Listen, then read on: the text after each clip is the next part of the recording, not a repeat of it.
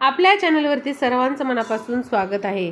तर बघा, मला भरपूर साऱ्या ताईंनी दादांनी प्रश्न विचारले होते, कमेंट पण येत होत्या की ताई आमच्या घरामध्ये वारंवार काहीतरी वाद होतोय, भांडणं होत आहेत किंवा मग पती पत्नींमध्ये पटत नाहीये किंवा मुलं ऐकत नाहीयेत आमचं, त्यासाठी काय उपाय करायला पाहिजे किंवा घरामध्ये लक्ष्मी टिकत नाहीये, आलेला पैसा कुठे खर्च होतो हे कळत नाहीये, तर त्यासाठी उपाय सांगा। सततचा आजार पण घरामध्ये आहे, औषधं सुरू आहेत तोपर्यंत बरं वाटतंय, पुन्हा लगेचच आजार पण आणखीन सुरू होतोय आणि खूप पैसा या आजारपणामध्ये चाललेला आहे।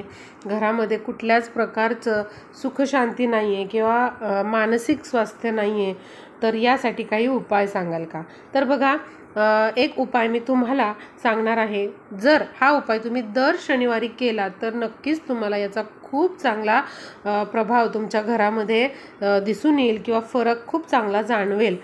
त्यामुळे दर शनिवारी जर तुम्ही हा उपाय केला तर नक्कीच या अडचणींमधून तुम्हाला सुटका मिळेल आणि जर काही एखादं संकट आपल्या घरावरती किंवा आपल्या घरातील सदस्यांवरती येणार असेल तर ते संकट देखील टळलं जातं, असा हा उपाय आहे। आणि हा उपाय आपल्याला संध्याकाळच्या वेळेलाच करायचा आहे।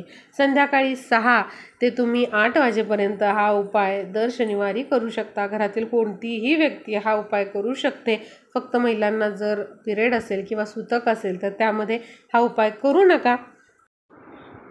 त्याचबरोबर घरामधली निगेटिव्हिटी काढून टाकण्यासाठी आणि घरामध्ये सकारात्मक ऊर्जा वाढण्यासाठी हा उपाय अत्यंत प्रभावी आहे।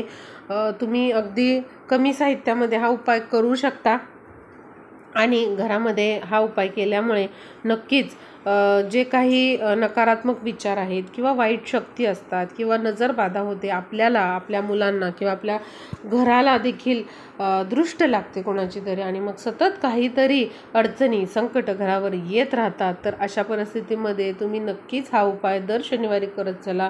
असं केल्याने घरामध्ये नकारात्मक शक्तींचा जो प्रभाव असतो तो कमी होतो आणि सकारात्मक ऊर्जा वाढीस लागते। हाच उपाय तुम्ही अमावस्येला देखील करू शकता, पौर्णिमेला देखील करू शकता। हा उपाय करण्यासाठी आपल्याला एक तमालपत्र लागणार आहे, त्याचबरोबर 2 चांगल्या लवंगा लागणार आहेत, 2 चिमूटभर काळी मोहरी आणि थोडासा कापूर लागणार आहे। इथे तुम्ही भीमसेनी कापूर वापरला तरी चालेल, कारण भीमसेनी कापूर हा आयुर्वेदिक असतो, नॅचरल असतो, त्यामध्ये कुठलीच भेसळ नसते। किंवा मग साधा कापूर असला तर तो तुम्ही वापरू शकता।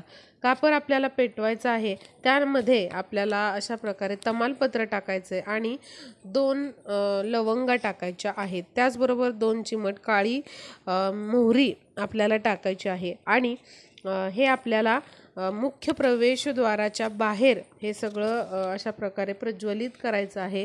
किंवा मग तुम्ही हा उपाय देवघरासमोर करू शकता किंवा हॉलमध्ये करू शकता। मुख्य प्रवेशद्वारासमोर जर जागा नसेल करायला किंवा तुम्हाला काही अडचण वाटत असेल तर तुम्ही घरामध्ये कुठेही हा उपाय करू शकता।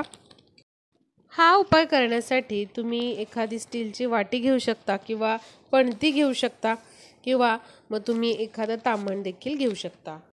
आता बघा, जेव्हा हे सगळं जळत असतं कापराच्या अग्नीमध्ये, तेव्हा आपल्याला या ठिकाणी तारक मंत्राचं पठण करायचं आहे किंवा मग तुम्ही हनुमान चालिसेचं पठण करू शकता। तुम्हाला जी कोणती तुमचे गुरु असतील त्यांचा, ज्यांना तुम्ही गुरु मानत असाल किंवा जे तुमचे इष्टदैवत असतील त्यांचा मंत्र तुम्ही या ठिकाणी कोणताही म्हणू शकता। तारक मंत्र म्हणा किंवा मग हनुमान चालिसाचं तुम्ही पठण करू शकता जोपर्यंत हा अग्नी जळत आहे तोपर्यंत। आता बघा, हे सगळं पूर्ण अग्नी शांत झाल्यानंतर जे काही साहित्य जळतंय तेवढं जळू द्या आणि जे उरलेलं साहित्य आहे किंवा जी राख आहे ती तुम्हाला तुमच्या घराच्या बाहेर जाऊन किंवा अंगणामध्ये जाऊन किंवा टेरेसवर जाऊ शकता, तुम्ही बाल्कनीमध्ये जाऊ शकता आणि ही जी राख आहे ती तुम्हाला अशी ब्रह्मांडामध्ये अशी फुंकर मारायची आहे त्या राखेवरती आणि अशा प्रकारे ही राख तुम्हाला विसर्जित करायची आहे किंवा तुम्ही पाण्यामध्ये देखील विसर्जित करू शकता। या प्रकारे जर आपण हा उपाय दर शनिवारी केला संध्याकाळच्या वेळेला, सूर्यास्ताच्या वेळेला, तर नक्कीच घरामध्ये सकारात्मक ऊर्जा प्रवेश करते। त्याचबरोबर जर तुमचे काही आर्थिक नुकसान झालेलं असेल, अडकलेले पैसे तुम्हाला मिळत नसतील किंवा आर्थिक तोटा झालेला असेल, आर्थिक तुमचं प्रगती होत नसेल, तर नक्कीच या उपायाने ती देखील होऊ लागते। अनेक तुमच्या कामांमधल्या अडचणी दूर होतात। घरामधले आजारपण म्हणा किंवा जे काही वादविवाद भांडण तंटे होत आहेत तर ते देखील या उपायांमुळे कमी होतात। आणि त्याचबरोबर घराला जर दृष्ट लागलेली असेल, घरातल्या सदस्यांना कोणाला दृष्ट लागलेली असेल, नजरबाधा झालेली असेल, तर या उपायामुळे ती देखील कमी होते। त्यामुळे अवश्य तुम्ही हा उपाय दर शनिवारी केला तर नक्कीच त्याचा तुम्हाला खूप चांगला प्रभाव जाणवेल।